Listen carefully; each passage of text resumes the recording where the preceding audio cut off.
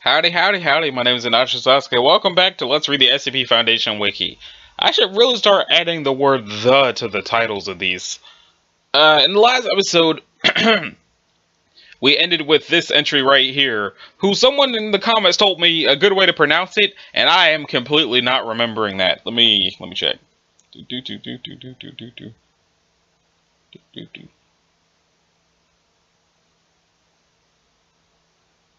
Sawel Swesser. Yeah, there we go. Thank you, Chelonian Mobile, for telling me that. If I mispronounced your YouTube name, I apologize. So in this episode, we're going to start with the identity thieving hat, and then we're going to keep going until either I hit number 200 or it becomes 40 to 50 minutes. Probably 48 minutes, since I always seem to stop at 48 minutes for some reason. So, okay. It's Euclid. All headwear, including hair clips and bows, is restricted in reliquary research in Containment Site 76 for all outside security. Anyone violating this rule is subject to complete physical search, auditing of travel within Site 76, and DNA identity testing. 180 is not to leave its research laboratory. The current appearance of 180 is to be reported to security daily. Security is to be notified immediately should personnel encounter someone they don't recognize in their department, performing or dressed as if they belong there, as their identity might have been stolen. Here, Agent Expunge poses for the camera. Despite his appearance, he's a 33-year-old human male with dark hair and blue eyes. The host identity of 180 is that of a wire-haired, dappled dachshund. What? I guess that'll make more sense after I read the description. 180 appears as a hat or other form of headwear or hair accessory. Any individual who places 180 on their head will have their identity stolen by the hat. This effect causes the original host to be completely unrecognizable, even to people strongly familiar with the subject. Individuals observing a subject who has had their identity stolen will only be able to vaguely describe features of the individual, such as hair and eye color, skin tone, and clothing, but will not be able to recognize the identity of the subject. Host subjects are unable to convince others of their identity. This effect lasts until 180 has selected a new host. Once 180 has stolen the identity of a host subject, when 180 is placed upon any other subject's head, the identity of the first subject is imprinted on the second subject. This is possible not only for people, but for animals and inanimate objects. For example, subjects have mistaken dogs, statues, and coffee tables for the host of 180 when the hat is placed on these objects. 180's appearance changes upon changing hosts. However, the effect is only visual. The object has appeared as a top hat, skull cap, baseball cap, bandana, hair clip, hijab, and a motorcycle helmet, among other objects. Imaging using MRI and 3D ultrasound has shown that 180 is in reality nothing more than a worn length of linen or cloth resembling a veil or shroud. Placing 180 on the head properly actually covers the face. Research has been unable to explain how or why radiation, visual, and infrared is manipulated by 180 to produce these false images. And here we have what appears to be a young woman is in reality a 4-year-old Bornean orangutan. So the dog is actually a 33-year-old man, and the lady is actually a orangutan. Yay. Orangutan, sorry. Now it's time for Lucky. Which is safe. And what it used to say is 181 lives in the Class D personnel dormitories of Bioresearch Area 12. They are for all intents and purposes a Level 0 clearance personnel, knowing vaguely the nature of the SCP without any sensitive information having been revealed. The researchers and surveillance staff are reminded to not single 181 out of his Class D group. 181 is to be rotated to a new dorm once a month instead of regulation Class D termination. 181 is not to be submitted to any new or Keter classified SCP testing sessions. Memo to all staff. In light of recent discoveries of regarding 181's anomalous properties, 181 has been transferred to Site 27 blank and placed in solitary confinement. All staff are ordered to take the fullest possible precautions when operating within the site. 181 is not to be allowed interaction with site personnel beyond the bare minimum to ensure survival and security. Dr. Knucklebone. And he is safe. Okay. Blank, formerly LVD 87465, had been incarcerated for repeated offenses of defrauding the Nevada Gaming Commission. Following the 18th month of his life sentence, he was quietly moved to Armed Reliquary Containment Area 2, where he was initiated and assigned a Level D clearance. His first exposure experiment was with SCP Blank, and the results were bloody but expected. When he was exposed to SCP Blank, he rampaged and killed those in the room, but 181 was spared when an armed response team put down LVD 65468. Okay. 181 was included into an experiment with 75 the week following the incident with SCP Blank. It was during this test that 181's unnatural effect on probability was discovered. When placed in the containment chamber with an activated 75 to measure its speed and reflex time, 181 managed to avoid 75 for a total of 3 times before suppression teams refroze 75. I don't remember what 75 was, so let me check. Oh, it's the weird snail thing. Having survived not 1 but 2 Keter-class exposure experiments, 181 was a statistical anomaly. It would be his 3rd week and 7 full days of survival with 82 that prompted Dr. Blank Blank to investigate. And I don't remember what 82 was. Genetically human. Oh, it's the giant that eats people. Dr. Blank Blank's hypothesis that 181 was generating these statistical anomalies without his knowledge. After nearly flipping 50 heads on a coin, rolling 25 sevens on a pair of dice, and pulling all 13 hearts out of a standard deck of playing cards, Dr. Blank Blank got executive permission to experiment with SCP Blank. After rolling 19 green circles and succeeding in recreating 4 classical masterpieces of varying art forms, 181 rolled SCP Blank again. As the object came to rest on the red triangle, the facility experienced a tremor caused by an incident with 216, and SCP Blank fell on a green circle. Dr. Blank Blank then reclassified LVD 87465 as SCP-181, sparing him from the routine monthly termination of Class D personnel. 181 shows signs of affecting the causal probability around him by no will of his own. However, tests show that efforts to remove as much chance from an event as possible reduce 181's effect on the event. Addendum 1A07X Blank. As of blank blank 2000-something, 181 has been transferred and security protocols tightened. It was discovered by Dr. Blank in a recent audit that the overall death and injury rates for Bioresearch Area 12 had increased in the time of 181's confinement by nearly blank %. It is theorized that 181's anomalous properties affect probability by data expunged. Chaos theories states that the potential effects of such interference could lead data expunged worldwide scale. Who was given the ability to write data expunged in this article? Because they didn't do a very good job. Because I mean, look at this. Further information is available only to personnel with clearance level of 4 and above due to the possibility of further redacted. Okay, so it was an interesting article until the clusterfuck that was this paragraph right here. So, next up is Rider, and then Weaver. A lot of quotation marks coming up towards 200. So let's see what Rider is. Does he ride on the storm? He's Euclid, or it's Euclid, whatever it is. Don't know yet. He. Sorry. 182 is to be kept in a small, environmentally sealed structure on an otherwise uninhabited island situated 10 kilometers off the coast of Greenland. A team of 5 guards are to be assigned to guard the subject at all times. Guards are to be examined for psychological damage once per month. Guards who show any signs of damage are to be recalled from their post and are required to undertake a full course of psychiatric therapy prior to returning to duty. No single individual is to spend more than 6 months at a stretch on 182 guard duty and are required to spend a minimum of 3 months on a different assignment before returning. Personnel are entitled to refuse this assignment if they have already spent a total of 8 months or more on the island. 182 has requested to be kept under heavy sedation for 20 hours per day. Following Incident 182-7, this privilege has been revoked. Okie dokie, I hope that explains that in here. 182 is a Caucasian male of average build, roughly 45 years of age, and has suffered heavy abdominal and cranial scarring at an unspecified point in the past, by subject's own admission shortly before he was admitted to the care of the Foundation in 19-something.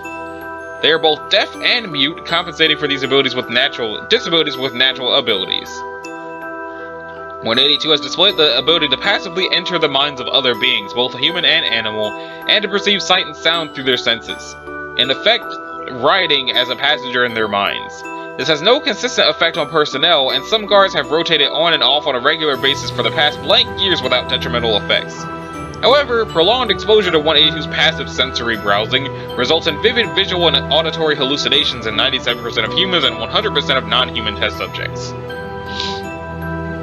The effects in question vary widely in severity, but continued exposure after the onset will inevitably result in mental collapse, with said mental breakdown being hastened by proximity to 182.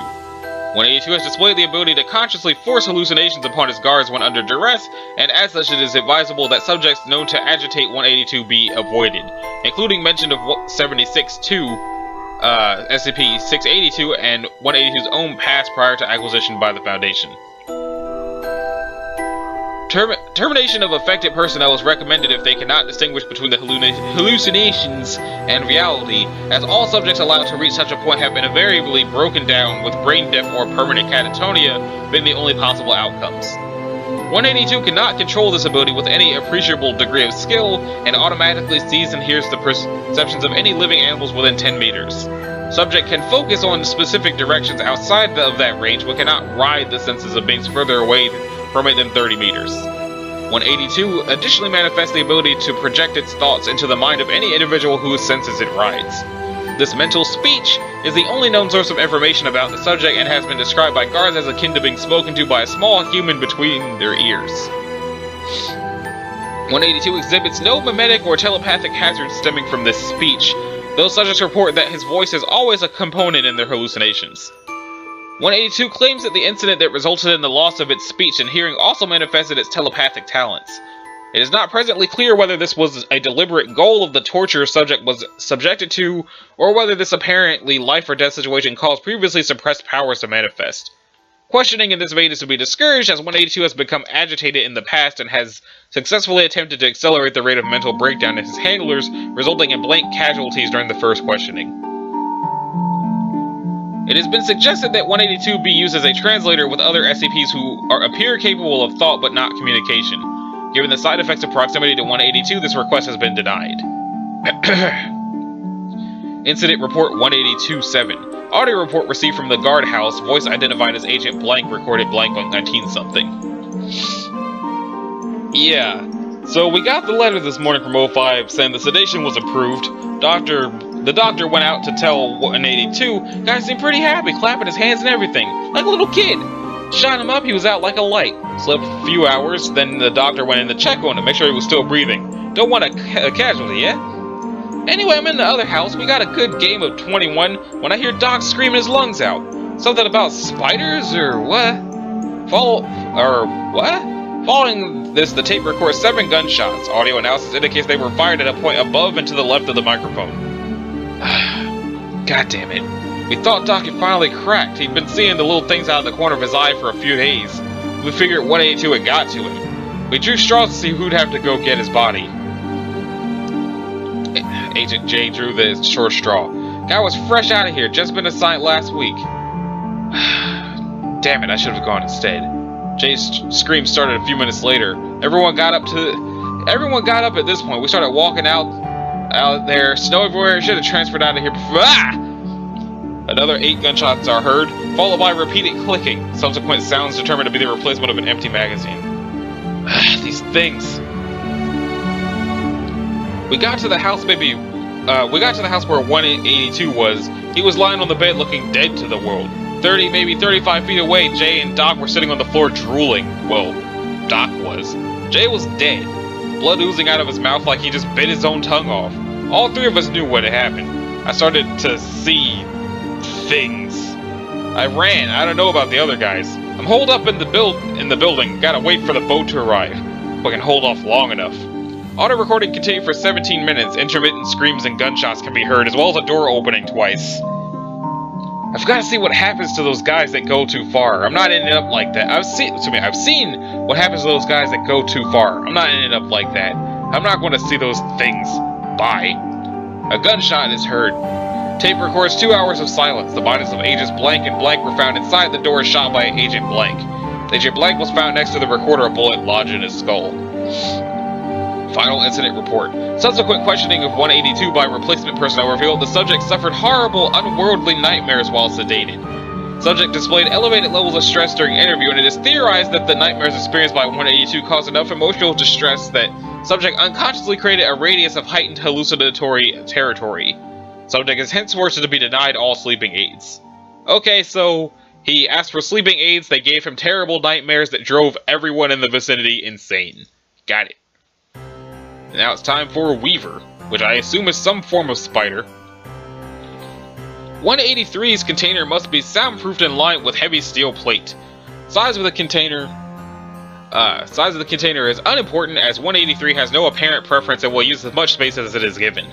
Personnel is strongly advised to avoid entering the container. This is pointless and exceedingly dangerous, and any desire to do so may be indicative of hitherto unobserved psychological capabilities of 183's song. So it sounds like some form of singing spider.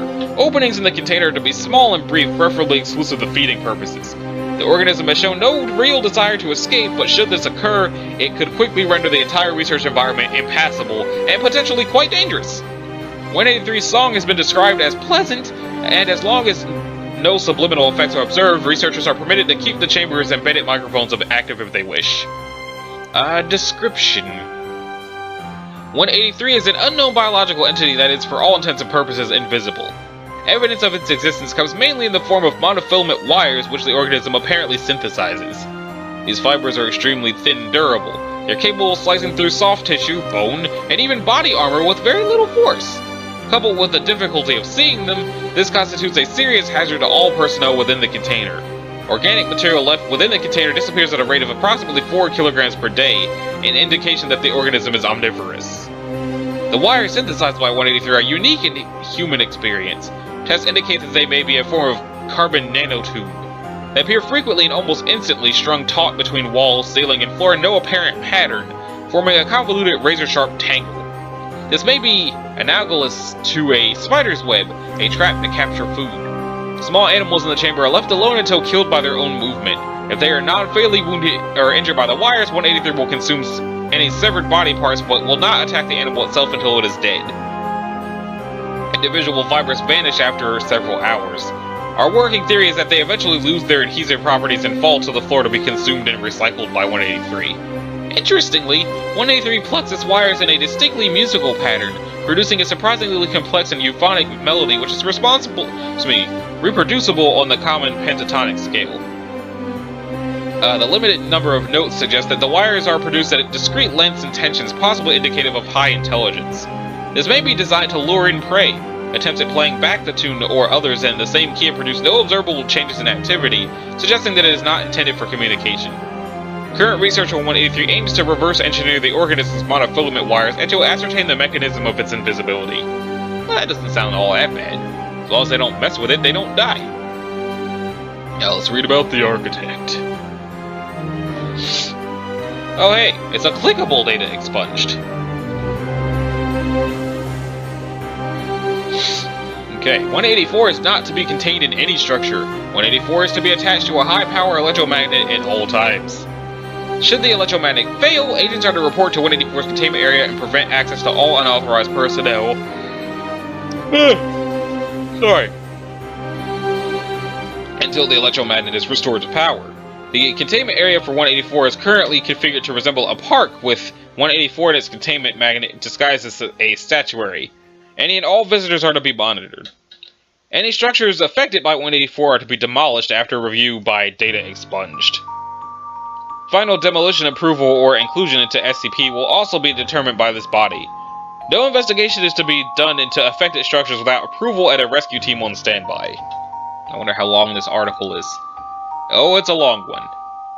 What is the easiest way to hide the identity of 001? Okay, so this is going to be a long entry, and if you want me to come back to it, I can, but it doesn't sound like I need to.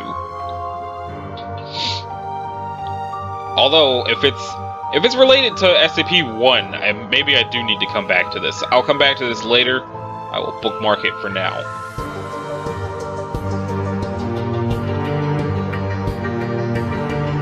Get out of here. 184 is a small, smooth metallic object, 10 by 10 centimeters, in the shape of a dodecahedron. So a D20? I think that's a D20. Each face of the figure has a circular hole in the center and a small sphere. Sorry, I don't know why I keep yawning so much. I got a good amount of sleep.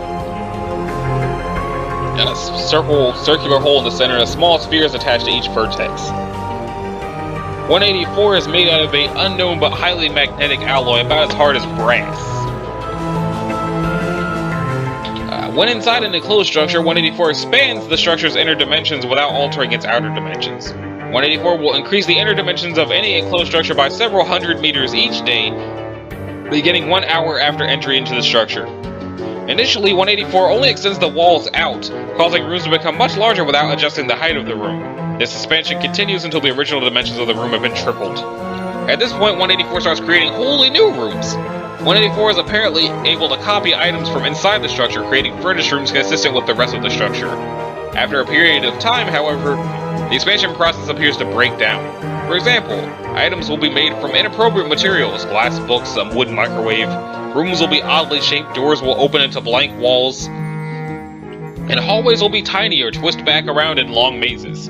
The new inside structures continue to be more and more odd while the outside remains unchanged.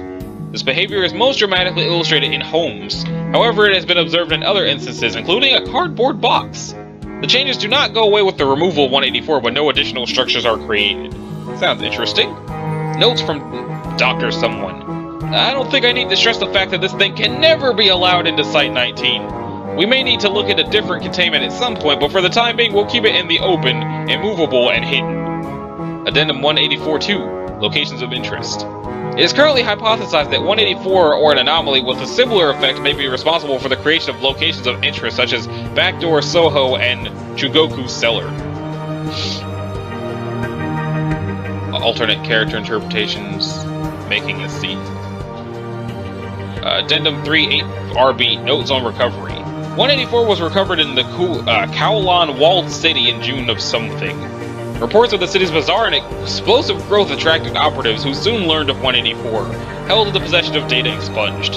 After several police crackdowns, Mobile Task Force Zeta 9 was dispatched and recovered 184 with minimal losses. The final effect of exposure to 184 on both the city and inhabitants may never fully be understood due to the reckless actions of local law enforcement, which destroyed several affected sections of the city before operatives could take action to prevent it. Interviews with residents yielded minimal information, with a communal wall of silence being the major response. A few documents indicated that 184 could be brought into a home and allowed to affect the dwelling for £50 sterling per half hour. These documents were unconfirmed by residents. Addendum 38RBS, additional documentation. Personal log of Gordon Richards, member of Mobile Task Force Zeta 9, the Mole Rats. So, methinks reading this is absolutely unnecessary, so I'm gonna just not. Next up is the radio. Well, safe. Euclid class considered after Incident 185-1. I guess this is just the episode where things used to be one thing, but then something happens and they go, wait, maybe not. It is to be kept in a soundproof room with noise-filtering microphones for monitoring purposes. Standard guard procedures are to be used for this object. Ear protection must be worn by all occupants in the chamber, including excluding test subjects. SCP-185 appears to be a Russian R-105M radio used during the Cold War, except that it has a crudely added keypad and LCD screen.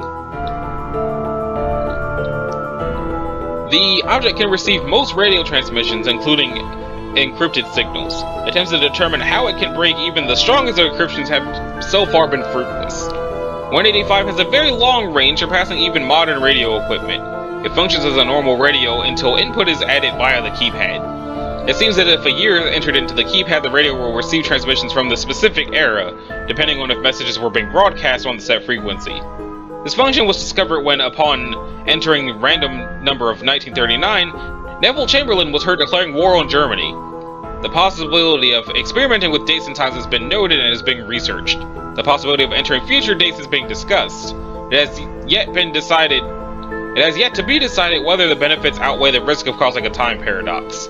On the inside, the radio appears to be unaltered and the keypad is contained in a box affixed to the side of the radio. Researchers cannot access the keypad due to the box being made from a metal that's yet to be identified. It cannot be cut and there are no determinable ways to disassemble it. Now let's check out that incident. During a test, the year was set to negative 13.73 billion during the time the universe was suspected to have been created. Sound volumes emitted by the object could not be measured with standard equipment. Survivors further from the incident reported rumbling sounds similar to recorded radio emissions from the sun. All those within 200 meters of the epicenter died of asphyxiation. Sound waves had ruptured capillaries in the lungs. Autopsy reports indicate that the victims essentially drowned in their own blood. The device failed to operate for some time after that incident, and it was found that the device's internal battery pack had failed. Replacing it restored functionality. It was noted that the LCD screen was still lit, suggesting that the device has no special power aside from the anomalous box. The sound waves have also rendered SCP blank and inoperable, leading to the reclassification of said SCP as neutralized. The radio seems to have received no damage. Structural damages have been reported on site and a section had to be shut down for repairs. Testing has been postponed until further notice. Dr. Somebody. Any personnel caught using the object to listen to music on duty will be disciplined. Object request. Mobile Task Force Delta 5 is requesting to use 185 to aid their mission of tracking down objects before our arrivals. Task Force believes Iranians have important information and wish to intercept their transmissions. Request accepted. Okay, so it sounds like what happened here was they decided to see what would happen if they set the radio to the creation of the universe, and the sound was they could not hear it, but it was the sound of the sun coming into existence and made everybody die within 200 meters of drowning in their own blood. Interesting. Though, to end all the wars. No, don't open it in a new window. Get out of here.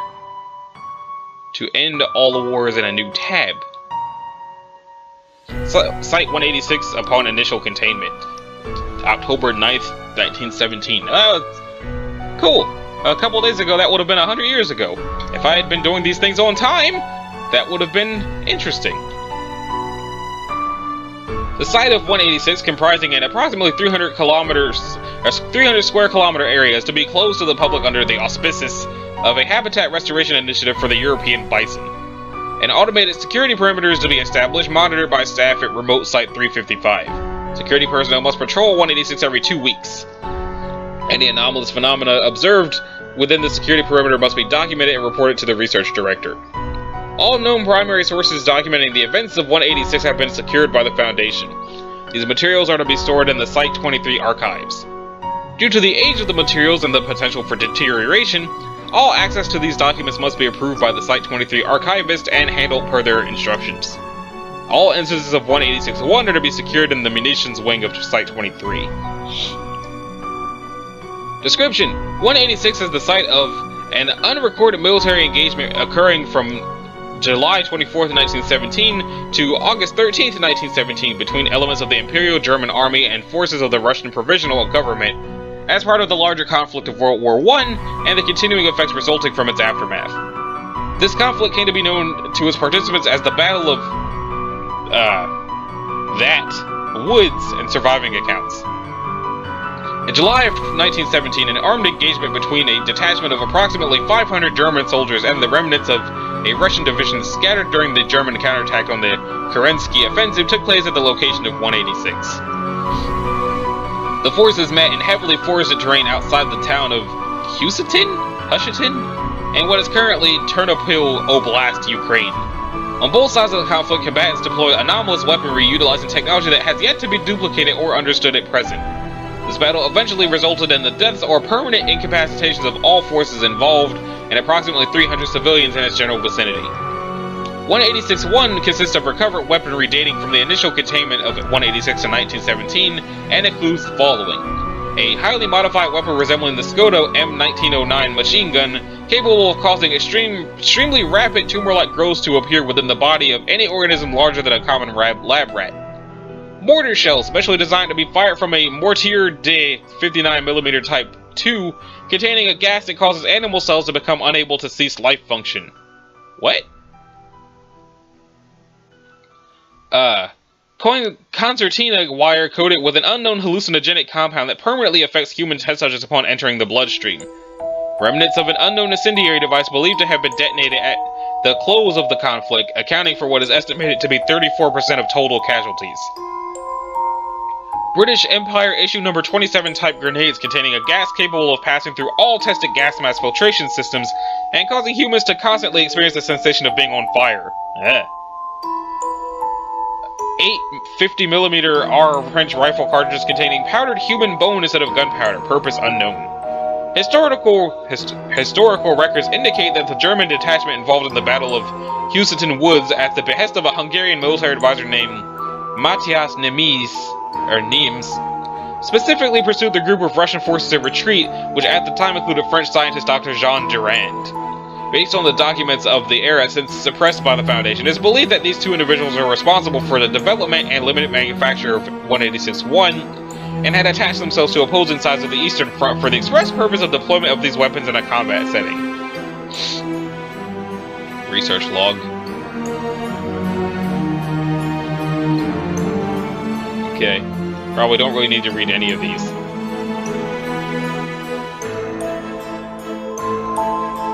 Probably don't need to read these, but if you want me to read them, just let me know and I'll come back to it. So if you want me to come back and read the things in SCP-186, let me know in the comments. And now, Double Vision. Which is safe. 187 is to be attended full-time by medical personnel who are to tranquilize or sedate her as needed. She is to be kept under a full set of medical restraints to prevent her from harming herself. Specifically, she is to wear padded mittens at all times in order to prevent her from attempting to damage her own eyes. If 187 refuses to open her eyes during authorized testing or during site inspections, the use of eyelid speculums is authorized. All statements made by 187 during testing and site inspections are to be recorded and analyzed. 187 is to be prevented from interacting with D-Class personnel who are nearing the end of their cycle. 187 is to be spoon-fed. Mild tranquilizers are to be added to all her meals. 187 is a Caucasian female from early to mid-20s, 180 centimeters tall, weighing 40 kilograms, approximately 88 pounds. It's said that she was suffering from severe malnutrition and must be fed intravenously as she refuses to eat any food given to her. She is currently recovering from the effects of severe malnutrition. 187 exhibits a unique form of precognition whereby she sees everything in two states simultaneously, as they are and as they will be. She does not see minor changes, only changes to what would be considered the norm. For example, in testing, when presented with 5 D-Class personnel and asked which of them would change their clothes, she couldn't answer, as such a change isn't drastic enough. However, when presented with 5 D-Class personnel and asked which would be shot, she was able to predict which one every time, as she could see the injury inflicted just by looking at them. 187 cannot foresee future events or changes to items at which she is not currently looking. Rather, she can see the future state of whatever she is looking at. This has led to some unexpected consequences. For example, as part of the usual tests performed on new human/humanoid SCP acquisitions, 187 was given a standardized IQ test. When the results were collated, she was revealed to have an IQ in excess of 300, the limit of the test. This, of course, would have made her the most intelligent human being on the planet. However, her intellect did not seem that high based on her initial interviews. The test was repeated 4 times, and each time she got the maximum possible score, answering every question correctly. When she was interviewed regarding this, she revealed that she did not actually know the answers to any of the questions. Rather, she had seen the test with the answers already filled in. When she was given a computerized IQ test where her input didn't affect the future state of where she entered the answers, a keyboard rather than a pen or paper, her IQ was revealed to be 97, slightly below average. This happens with every written test presented to 187. She can see the answers in advance based on what she herself is going to fill in, even if the tests are in a foreign language she does not understand. This presents a possible ontological paradox, an injection into the present of information from the future. Where this information the correct answers comes from is unknown and possibly unknowable. 187 is suffering from ongoing psychological damage as a result of her anomaly. When, for instance, she is in the company of people who are soon to die, she simultaneously sees both their living, healthy selves and their dead, sometimes decomposing corpses, depending on how far into the future they will die. As a result, pharmacological assistance is required to keep her lucid. It used to say she refuses to eat due to her abilities. When presented with a plate of food, she will see it as either feces or a semi-digested slop, while a glass of water will appear as a glass of urine. This is what is causing her severe malnutrition, and for this reason she must be fed and hydrated intravenously. Due to the effect that prolonged malnutrition is having on 187's health and the impact that 187's death would have on the Foundation medium-term emergency planning, 187 is to be blindfolded during meals. Meal times are to last no longer than 15 minutes and must take place in a location for which 187 has not predicted any significant changes. Remarks and comments made by 187 which turned out to be prophecies. The divorce of Dr. Blank. Your ring. My ring? Yes, your wedding ring. What about it? You're not wearing it. I am. Look, it's right here. You won't be. Dr. Blank's husband filed for divorce the next day. When she returned for duty, she was no longer wearing her wedding ring. She had been married for 19 years, more than half her life, so wearing the ring was considered normal, and not wearing the ring was enough of an abnormality for 187 to see it. The deaths of the following D-Class personnel. 16-124. Why is he so swollen? Later exposed to the vacuum of space after being sent through SCP-127 in order to dial it to the next destination. 16-198. He's cute. Who, the man standing outside that cell? Yes, what's his name? I don't know. Hey, you there! 16-198 turned to face him, at which point 187 gasped and burst into tears screaming, "He's going to die!" He will? How do you know? He's got a massive hole in the left side of his head.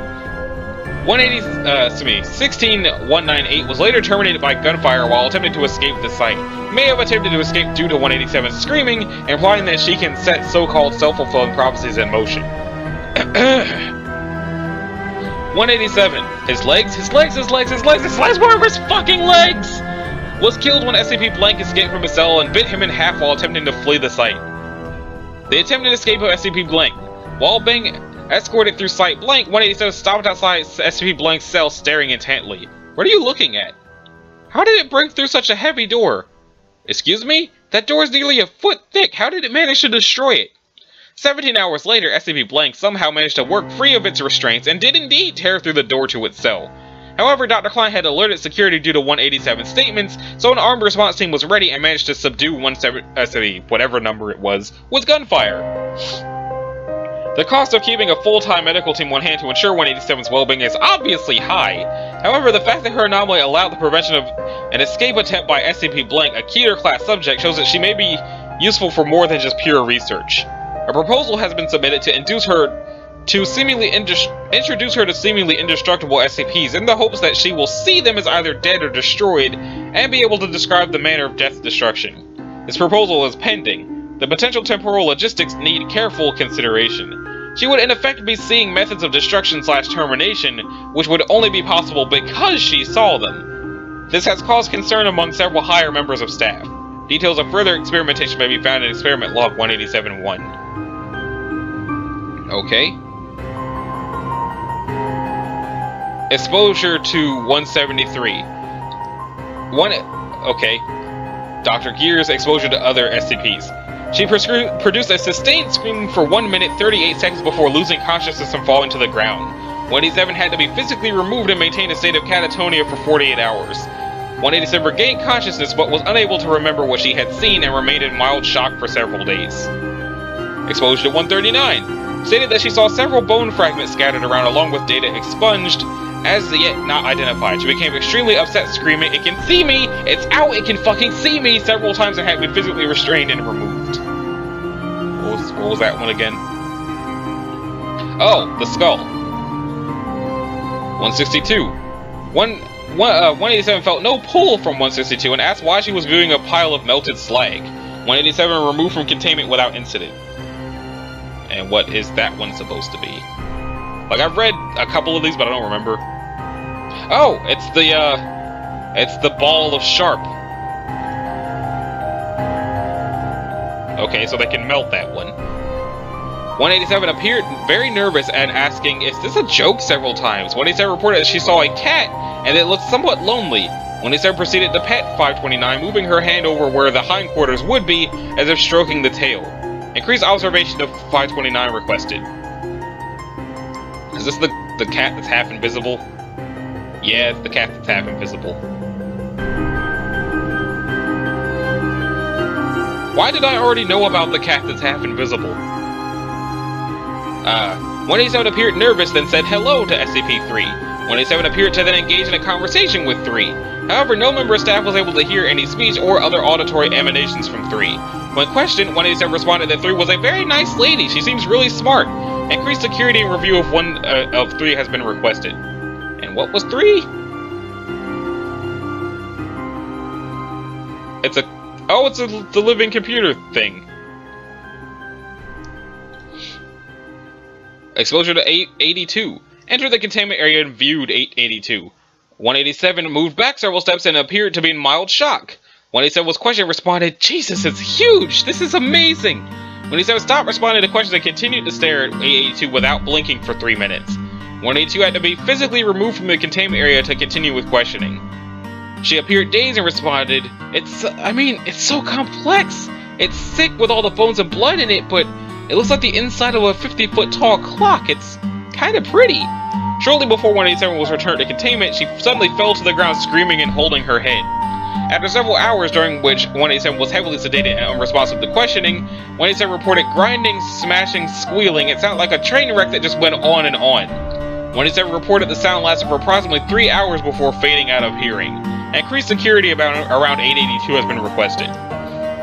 Exposure to that, data redacted. Exposure to 15. 187 was exposed to 15 with the help of Team Zeta 9. She reported only slight differences in the structure until she opened a door leading outside of 15. She reported a hallway of pipes stretching for miles and miles. 187 says that she was not able to see the other end of the hall, but that it seemed to branch off to the sides with lots of side hallways.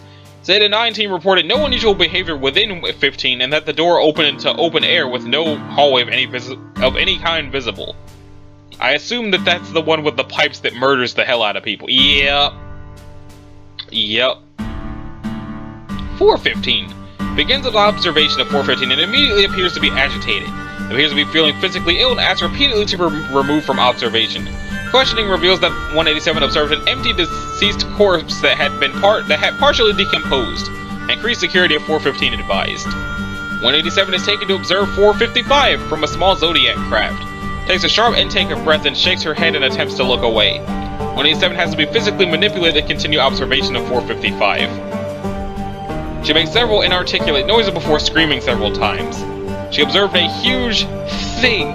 It was a mass of metal just floating like a big island made of rusty bulges. It was like it was sick with tumors, but it was all metal. I could feel it. It was not alive, it never was, but it thinks it is. What the hell was that? Recontinuation of recon team insertion into 455 is under review. 343. 187 enters containment with 343. 187 343 appear to converse without incident about general topics for nearly half an hour. See transcript 333AR. 187 stated that 343 appears really nice, if kinda lonely. For a little girl, she's really well spoken. What is she, 6, maybe 7? Increased research efforts into 343 are under review. I'm pretty sure that 343 is supposed to be God.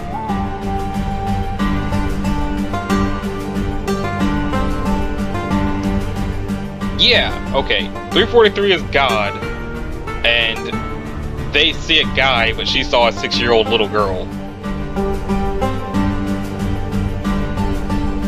Okay, 646. Becomes violently ill upon observation of 646. Upon recovery, she stated that she had observed giant maggot things, hundreds of them with kinda human bodies and faces. They had these tentacle things all stuck into each other, and they were all squirming, and God. There was one near the middle. It wasn't soft, it had some kind of shell, and its kind of jelly head, I think it was mating. Enhanced security for 646 advised. Exposure to 106.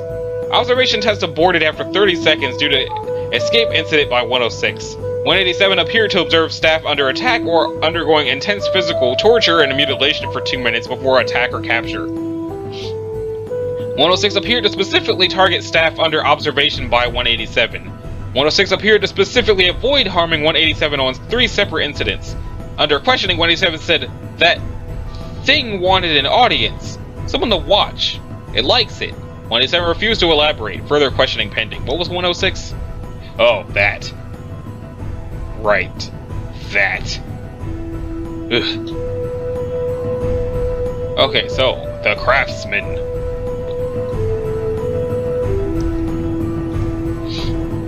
That's not that long. 188, safe. As 188 poses no direct threat to any Foundation assets, 188 is to be contained in Storage Unit J6455. Its presence is to be noted during the bi-weekly survey of site assets. During this time, any environmental effects exerted by 188 are to be reversed. 188 is a volume of iridium metal hosting an effect that acts as a finite region around the object. With the exception of the regional effect, 188 is chemically and physically an otherwise unremarkable sample of iridium metal. 188 has a mass of 181.43 grams and has been cast as a cylinder with a radius of 1 centimeter and a length of 2.56 centimeters. 188's current cylindrical shape is not its original form, but one convenient for experimental manipulation and storage. The regional effect of 188 induces changes in the environment. The changes take the form of discrete manipulation such as scratches on surfaces or grouping and shaping of ambient materials such as dust. These changes emerge over time and are widespread over the entire region of the effect. The changes show a high degree of complexity and structure and have been seen to change with time. Further, the effect extends to all scales and has included exceptionally small and intricate structures. When initially contained by the Foundation, 188 consistently induced fractal motives.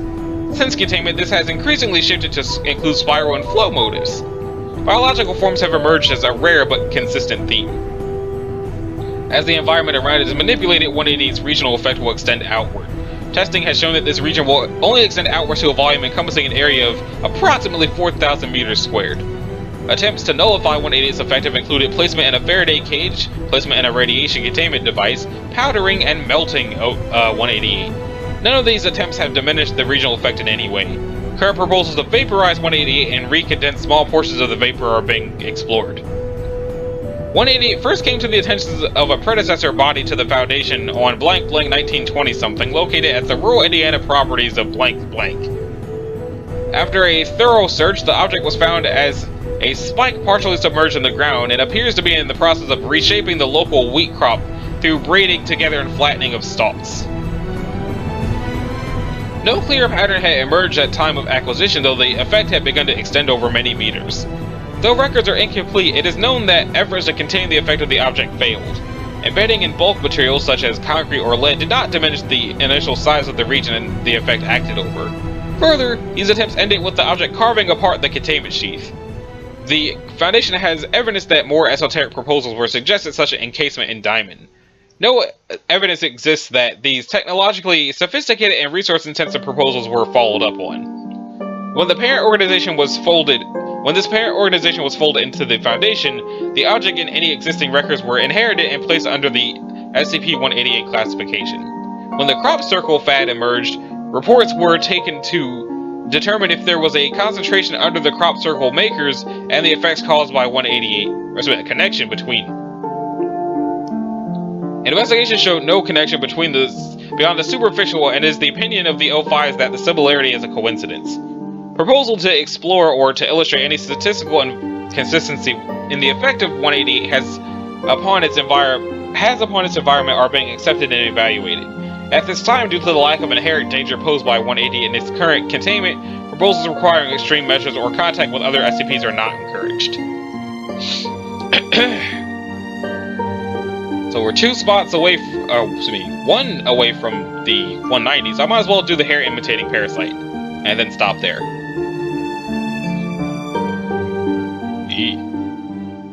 Well, it's safe apparently. Samples of 189 are to be stored in cryo-containment facility blank, with any surplus destroyed by incineration. Test subjects infected with 189 are to be kept in a sealed containment chamber with an airlock that includes a chemical shower.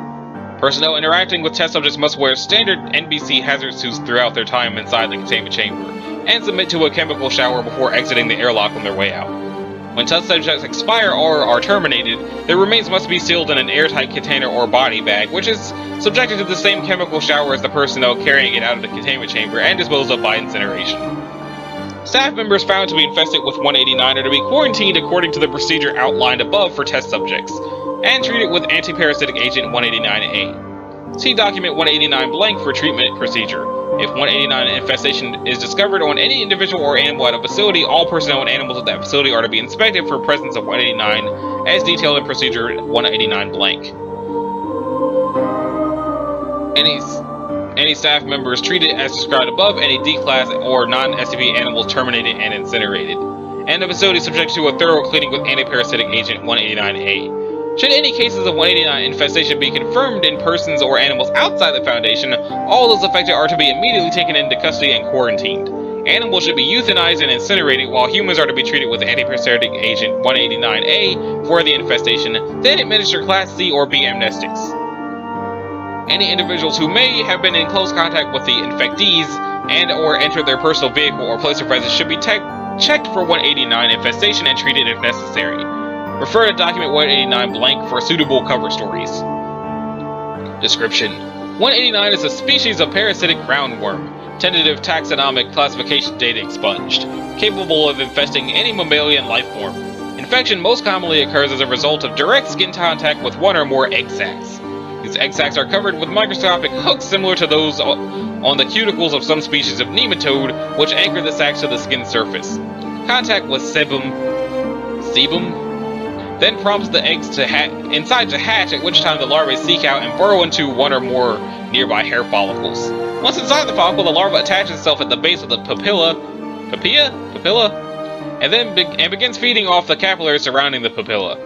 Over the course of 2 to 3 days, the larva grows larger and develops into an adult. When it is fully matured, the new adult detaches from the papilla, severs the hair fiber from the root, and almost fully envelops the papilla and hair matrix. From this point forward, the worm feeds on the cells shed by the hair matrix, which would normally form the hair fiber, and begins to grow longer.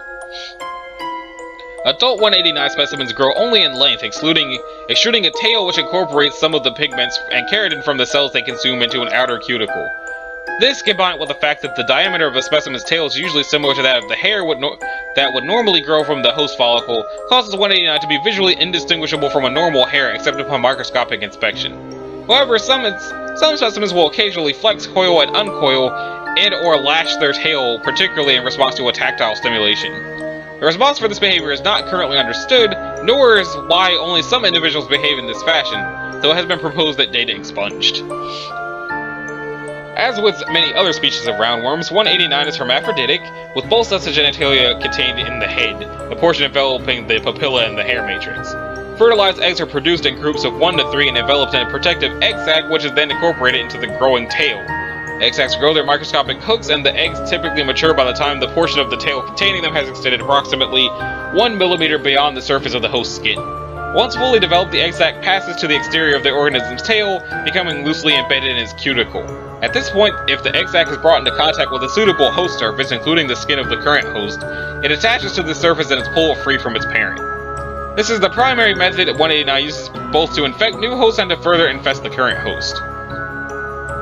The tail of an adult specimen of 189 is no more durable than normal hair, and its head is no more strongly attached to the host follicle. The tail can be cut or broken, or the entire organism pulled out by any method that would similarly affect hair. Severed sections of the adult's tail can grow a new head and regenerate into a separate individual, but only if they can attach to a suitable host. The death of a follicle infested by adult 189 or any other event that would cause the loss of that follicle's hair causes that individual to detach from its host. Without a host, adult 189 die within 1 to 6 hours. Mature eggs can remain viable for up to blank years after the death of their parent, and as such, even dead adults can present a risk of infection. When an infected host dies, any surviving adult specimens of 189 continue to feed and grow, eventually burrowing into the host tissues. Once decay begins, however, the specimen is killed by the toxins produced.